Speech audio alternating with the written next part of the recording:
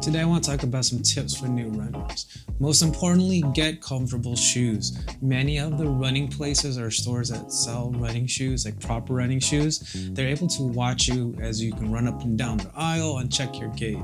I always recommend something a little bit more on the cushiony side. For when you're starting out, you don't need the nylon or the carbon infused shoe that makes you the fastest, especially if you're starting out. That's a lot of bit overkill.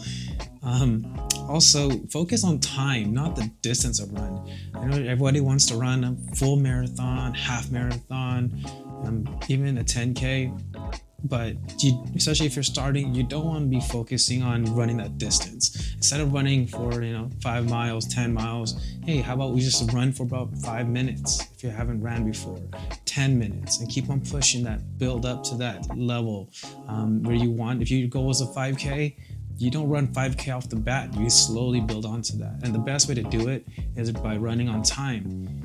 Another reason being is that if your goal is a 5K, but you can only run 2 of those miles, you might get discouraged. So if you run, say, you know what, I'm gonna try to run for 20 minutes or 10 minutes.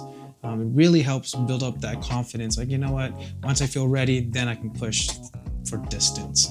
Also, it teaches you how to pace, which is a very important thing, especially if you're racing.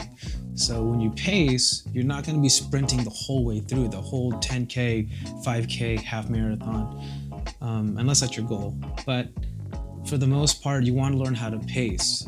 You don't want to be a constant sprint. If you constantly sprint, your heart rate gets too high and it'll be harder to reach that goal. So learning how to pace from the get-go, something where you can run more comfortably. Like, let's say I want to run for 30 minutes or 10 minutes. What's a pace I can run at that 10, 20, what pace can I run for 10 minutes and be comfortable? I'll still get a good workout, but if I'm able to sustain a run or a speed for 10 minutes, that's my goal. That's what pacing is. And also, you don't need all the gels, the fancy gels and the race nutrition everyone uses when you watch YouTube videos, Instagram videos. You don't need those yet. Once you get down your pacing and you start doing longer runs, that's when you start integrating that. After a good run or workout, do a good stretch and just stick to water, maybe a Gatorade if it was pretty intense. But you don't need all those fancy gels just yet. Those are a few tips for new runners. Till next video, guys. Peace.